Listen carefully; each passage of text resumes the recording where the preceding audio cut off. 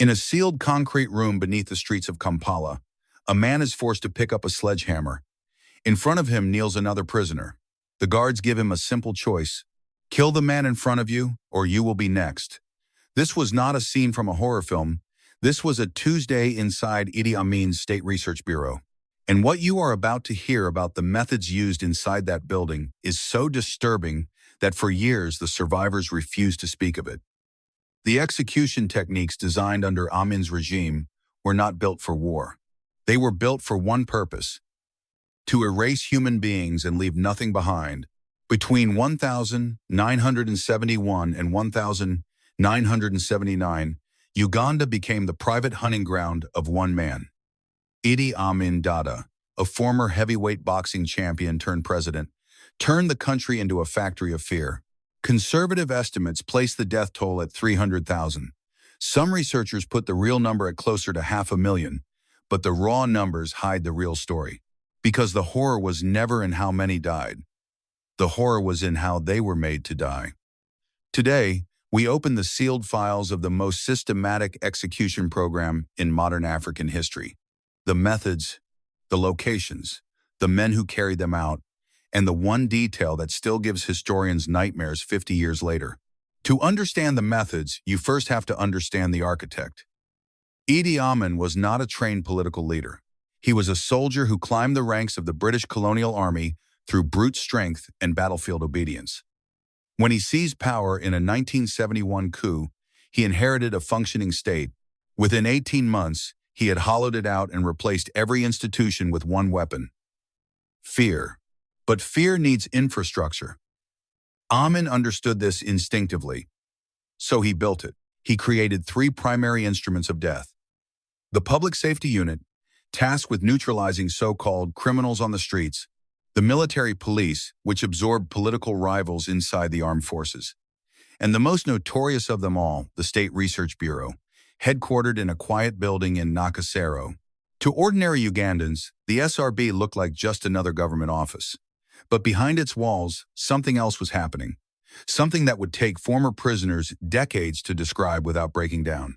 Amin personally selected the men who would run these units. He did not recruit from the educated class. He recruited from his own ethnic Kakwa base in the north, and from Nubian fighters whose loyalty was absolute. Education was seen as a liability.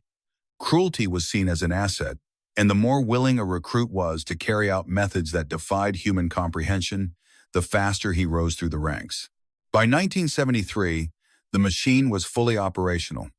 Reports began trickling out of Uganda, reports so extreme that international observers initially refused to believe them. They thought the accounts were exaggerated. They thought the survivors were traumatized into confusion. They were wrong. If anything, the survivors were understating what happened. Because the full scope of what Amin had built was still hidden behind the locked doors of Nakasero, and those doors were about to reveal their first secret. The method that defined Amin's regime more than any other was also the most primitive: the sledgehammer. Inside the State Research Bureau and at military facilities like Makindye, prisoners were herded into holding cells with concrete floors. The cells were kept deliberately dark. The walls were stained, and the smell, according to every survivor who ever spoke of it, was something that could not be described in words that civilians would understand. Here is what happened inside those rooms. Prisoners were brought in groups, usually between 10 and 30 at a time. They were lined up on the floor.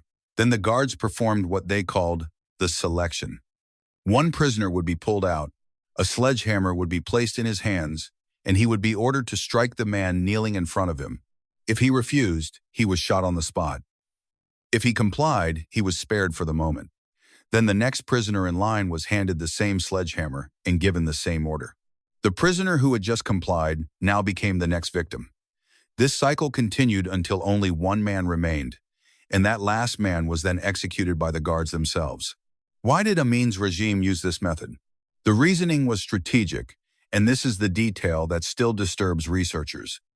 By forcing prisoners to kill each other, the regime accomplished three things at once. It conserved ammunition in a country where military supplies were running low due to international sanctions. It psychologically destroyed the victims before their deaths, erasing any possibility of defiant final words or martyrdom. and it created a rotating pool of perpetrators who could never testify against the regime because they themselves had blood on their hands. The bodies were then loaded onto trucks and driven away before dawn. Where they went was the next secret, and that secret involved the waters of Lake Victoria. Lake Victoria is the second largest freshwater lake in the world. It borders 3 countries. It feeds the Nile. And during Amin's rule, it became the largest unmarked grave on the African continent. The disposal system was coldly efficient. Trucks left the execution sites in the early hours of the morning, always before the streets began to fill. The bodies were taken to specific points along the lake's Ugandan shoreline. There, they were weighted sometimes with stones, sometimes with discarded vehicle parts, and dropped into the deeper waters. But the lake did not always cooperate. In 1972 and again in 1974, fishermen began reporting something that would haunt the region for years. Bodies were surfacing, dozens of them. Some were intact. Others had been in the water long enough that they were no longer recognizable as human. The local papers were forbidden from reporting on it. The foreign press picked up rumors but struggled to verify them. One British journalist who attempted to investigate was arrested at the airport and deported within 24 hours. The situation became so severe that the Owen Falls hydroelectric dam, which supplied power to much of Uganda, began experiencing problems. Its intake valves were getting clogged. What was clogging them became a subject of quiet discussion among the engineers who maintained the facility. And it is a discussion that many of them refused to speak of publicly, even decades after Amin's fall. Meanwhile, in the capital, the methods were continuing to evolve, because the sledgehammer and the lake were only 2 instruments in a much larger catalog. And the next method Amin's men introduced was designed not just to kill, but to send a message so brutal that it would paralyze the entire country into silence. Up until 1973, most executions happened behind closed doors. That changed when Amin made a calculated decision. Fear, he realized, was only effective if people saw it. So the regime began staging public firing squads. The venues were chosen for maximum visibility: football stadiums, town squares, university campuses. In one particularly notorious incident, a group of alleged guerrillas were tied to trees at the clock tower in Mbale. Thousands were ordered to gather and watch. Children were deliberately placed in the front rows.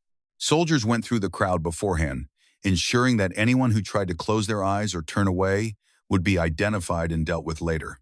The firing squads themselves were often composed of young soldiers, some barely out of adolescence, selected specifically because the regime wanted to harden them.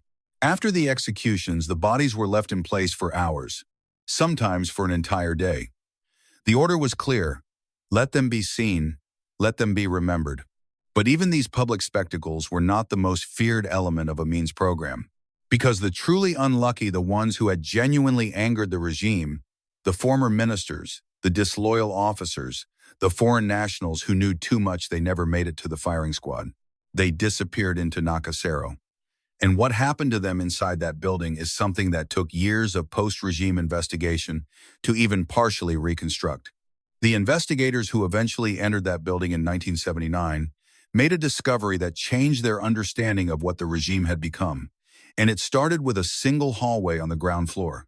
When Tanzanian forces and Ugandan exiles captured Kampala in April 1979, the State Research Bureau was one of the first buildings they secured. The men who entered it that day were hardened soldiers. They had seen combat. They had seen atrocity. But what they found inside Nakasero stopped them cold. The ground floor hallway was lined with small cells. Each cell had a concrete floor with a drainage channel running toward a central sump. The walls were covered in markings, handprints, fingernail scratches, words written in substances that investigators did not want to analyze. In one cell, a Bible had been left open. The pages were stained. The cell had a small window that looked out into an interior courtyard, which was itself walled off from the outside world. Upstairs, the investigators found something different. The upper floors had been used as offices. Filing cabinets were still in place, though many had been hastily emptied in the final days before the regime collapsed. The files that remained contained something chilling: meticulous records, dates of arrest, names of suspects, interrogation notes. In some cases, final disposition. The phrase that appeared most often in the disposition column was simply three letters. They referred to a specific category of outcome that the regime used as bureaucratic shorthand. The investigators who first read those files described the moment as one of the most surreal of their lives, because it was the first concrete evidence that what had happened in Uganda was not chaotic violence. It was organized, catalogued, administered, and yet, for all the records recovered, the biggest question remained unanswered. How many people actually died inside that building? The estimates are staggering.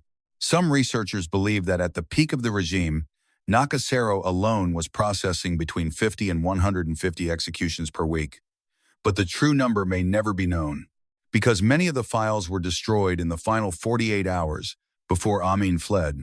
And the men who carried out the killings scattered some into exile, some back to civilian life, some reappearing years later in other conflicts across the continent, carrying their methods with them. Here is the part of the story that survivors find hardest to accept. Idi Amin never faced trial. He never served a day in prison.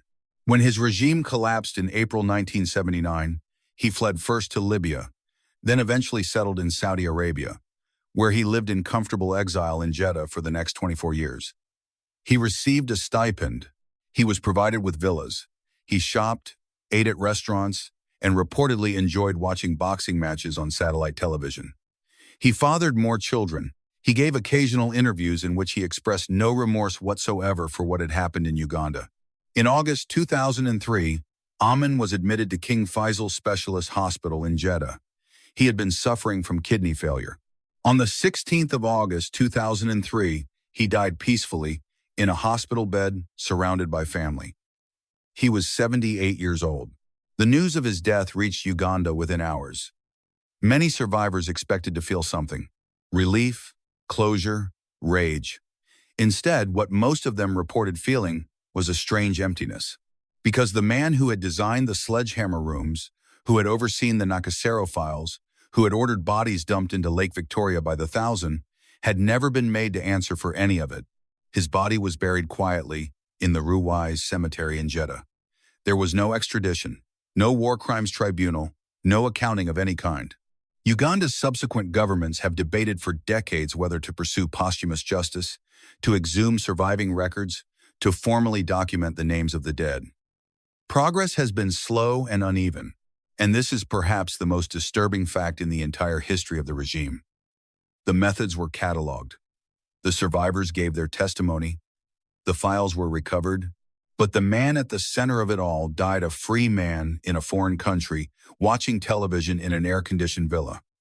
Justice, in the end, did not come for Idi Amin. History simply moved on without him. The State Research Bureau building still stands in Kampala today. Some who pass it say they can still feel something in the walls. Something that refuses to leave. Whether that is true, we cannot say. What we can say is that the methods used inside that building, the sledgehammers, the lake, the public squares, the silent hallways, they did not die with the regime. They were watched. They were studied. And in other dark corners of the world, similar systems rose in the decades that followed. If this story disturbed you, remember the men who designed these methods counted on silence. Every viewer who hears this history is one more person that silence cannot reach. Subscribe to Army History and hit the notification bell, because the next regime we expose used methods even more systematic than Amin's. And if you believe these stories deserve to be remembered, leave a comment with the single word, "Never again." That comment is seen by the families who lost everything to these men. Your voice matters. History is watching, and so are we.